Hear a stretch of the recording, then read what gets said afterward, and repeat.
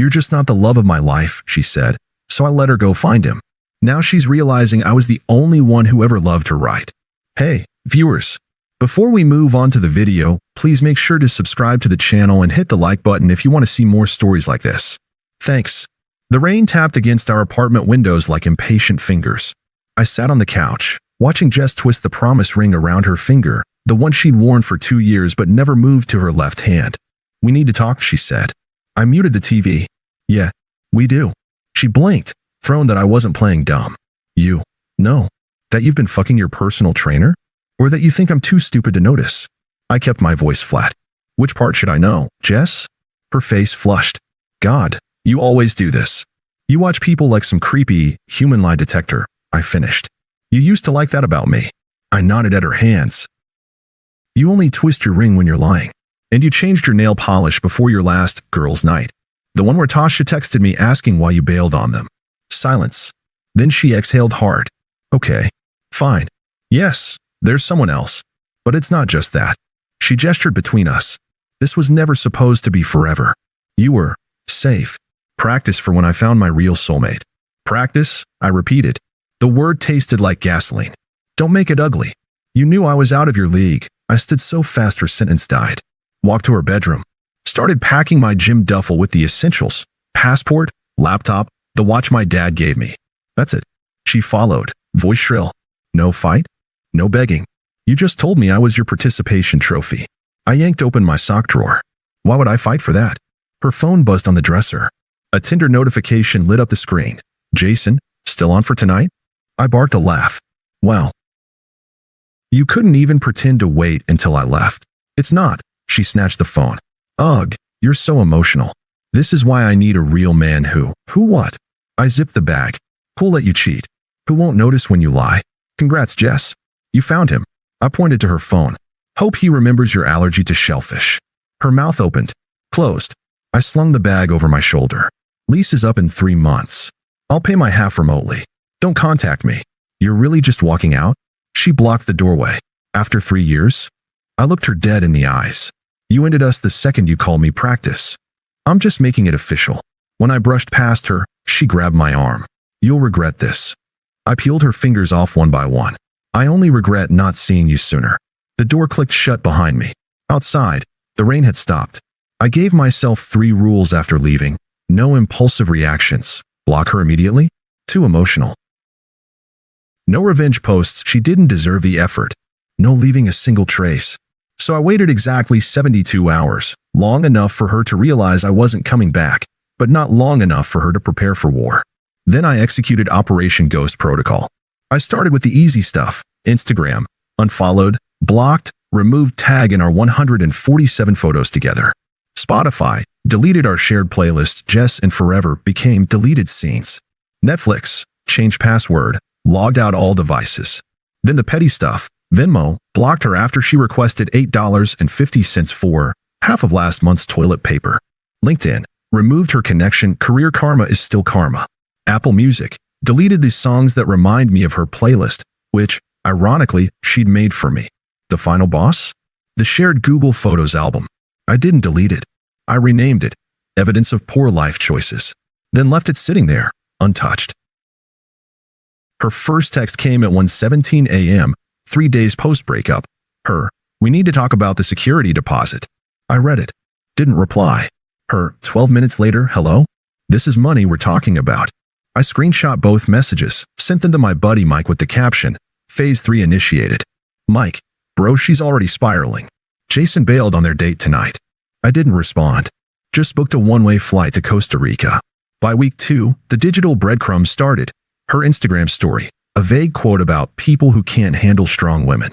Her Spotify, suddenly listening to our old songs, the ones she'd mocked as basic. Mutual friend intel. "Dude," she asked if you've been stalking her socials. I laughed. "Tell her yes. Tell her I've hired a PI. Tell her whatever makes her sweat." But the best part? Her Google search history via shared account she forgot about. How to know if your ex still cares. Jason personal trainer cheating Reddit.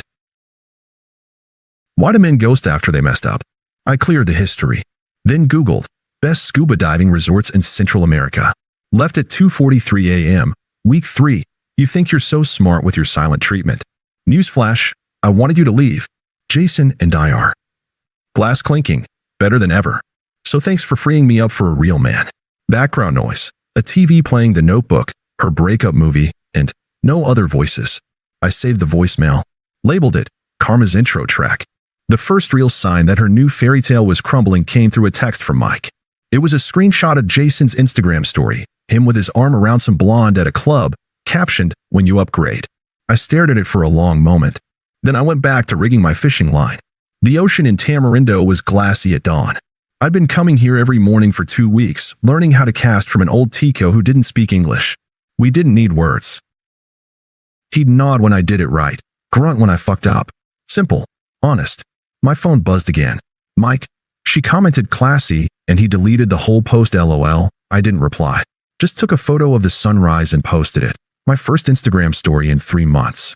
No caption, no tags, just the sky bleeding orange over the Pacific. Her reply came faster than I expected. Unknown number. So this is where you've been? Running away to play beach bum. I blocked the number without responding. The second sign was more dramatic. Another screenshot from Mike. This time of Jess's Twitter, which she'd sworn she never used. If a man tells you he's single, assume he has a girlfriend, a wife, and possibly a secret family in another state. I snorted. Classic Jason. Then came the voicemail. You must be loving this. Her voice was raw, like she'd been crying. Turns out your little observant thing wasn't so crazy after all. He's been engaged for 8 months. A shaky breath. I need to know if you. I deleted it mid-sentence. The third sign was the most telling. A missed call at 3:17 a.m., followed by a text. Unknown number, again please. Just tell me you hate me. I rolled over in my beachfront cabina and went back to sleep. When I woke up, there were 7 more messages. Fine. Be a child. I was going to apologize, but forget it. You're pathetic for ignoring me like this. I miss you. Fuck you. Answer your phone. I'm outside your apartment right now. Where the hell are you? I sipped my coffee, watching pelicans dive for breakfast. Then I took a slow, deliberate photo of my view. Palm trees, empty hammock, the works. Posted it. Her response was immediate. New unknown number. Oh my God. Are you in Costa Rica? While I'm here dealing with blocked. The final sign wasn't digital. It was Mike, calling for the first time in years. Dude, he said, voice strained. She showed up at my place last night. Drunk. Crying. Said she's owed an explanation. I watched a stray dog trot down the beach. And she threw up in my hibachi grill. He paused. She also said, look, I'm just the messenger here. She said she might have made a mistake. The dog stopped to lick at a coconut. Tell her I said thanks, I finally answered. For what? For proving my point. I hung up, then tossed my SIM card into the ocean. The dog wagged its tail. I bought it breakfast. The first time I saw her again, it was raining. Not the soft, cinematic kind of rain. The kind that comes sideways, stinging your face like tiny needles. I was back in the city for a weekend, just long enough to clear out the last of my things from storage. She was standing under the awning of our old coffee shop, the one where we'd had our first date. Her hair was darker now, and she'd cut it shorter. She looked smaller. I almost walked right past her. You, she said. I kept moving. She grabbed my arm. Seriously?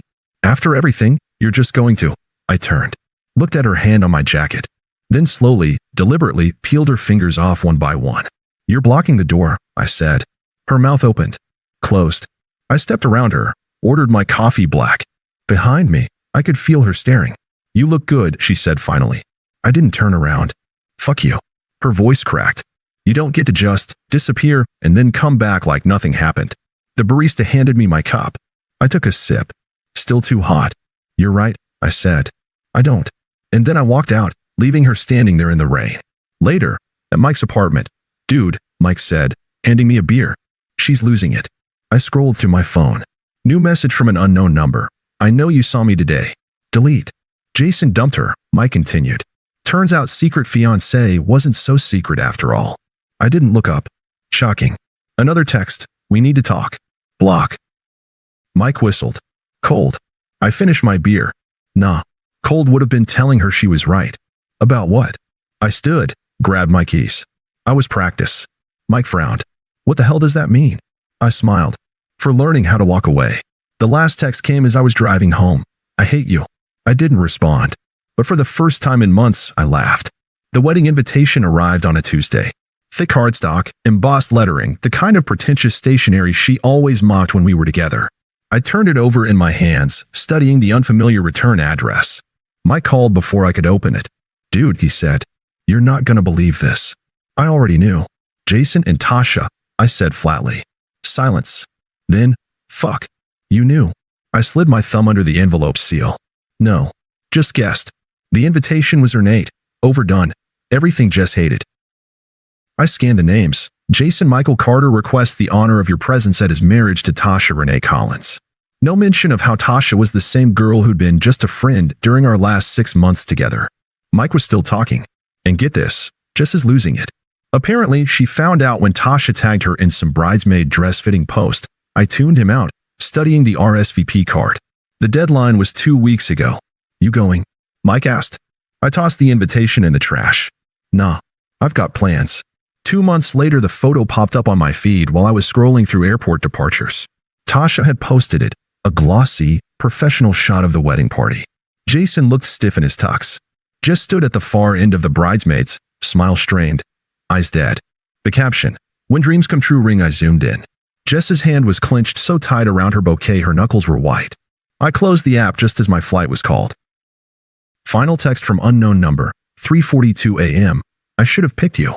I stared at it for a long moment, then typed a single response, "But you didn't." I hit send as the plane lifted off, watching the city lights shrink below me. Then I turned off my phone, leaned back in my seat, and closed my eyes. Somewhere below, in the darkness, she was still standing there. And for the first time, I realized I didn't wonder what she was thinking. The sky was clear ahead. I didn't hear the glass break. That was the first thing I noticed when I got Mike's call at 4:17 a.m., the complete absence of sound right before his voice came through, ragged and uneven. "They took her to St. Mary's," he said. "Her mom's flying in from Phoenix." I sat up in bed, the hotel sheets twisting around me. Outside my window, the neon glow of the Vegas Strip pulsed silently. "What happened?" Mike exhaled sharply. "She showed up at the reception hall after the wedding. Apparently screamed at Jason for 20 minutes before throwing a champagne flute at the mirror behind the bar." I closed my eyes. Saw it instantly. The way her shoulders would have hunched forward right before the throw. That same violent tremor she got whenever she felt cornered. 7 stitches, Mike continued, plus some glass in her palm. I thought about the last time I'd held that hand. How her fingers had dug into my arm outside the coffee shop, desperate to leave marks. "Is she alive?" Mike snorted. "Unfortunately. But Jason's pressing charges." I opened my eyes. The clock read 4:23. "You should call her," Mike said. I hung up. The voicemail came 3 days later. "I know you know."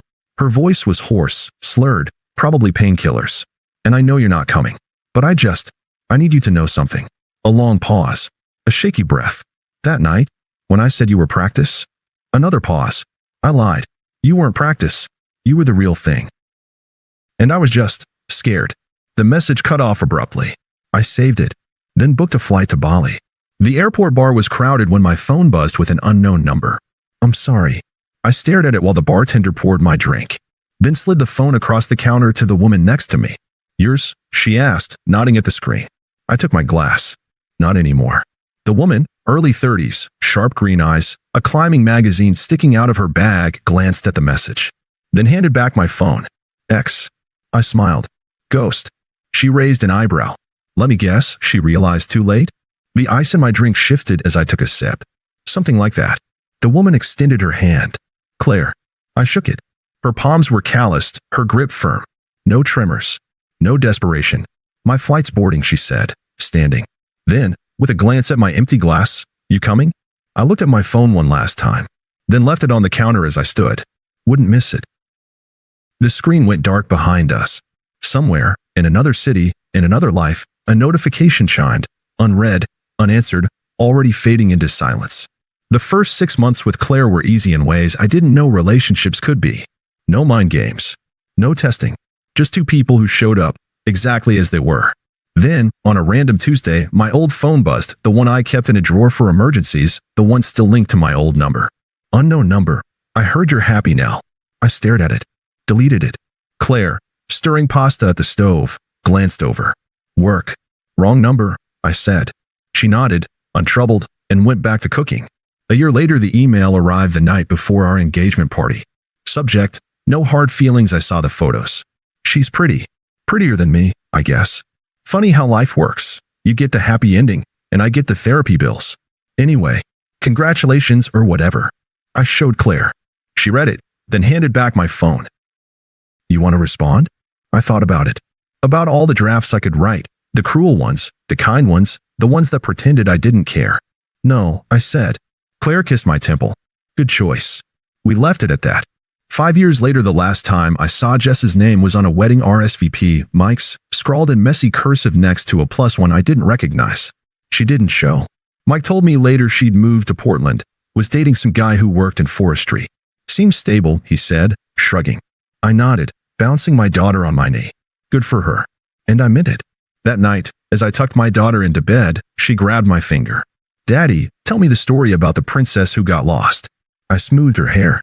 That one's boring, Buck. Let's do the pirate instead. She giggled. With the treasure? With the treasure, I agreed. Outside, the stars were bright. The house was quiet. And somewhere far away, in another life, a ghost finally stopped knocking. Thanks for watching. Make sure to subscribe to the channel and hit the like button.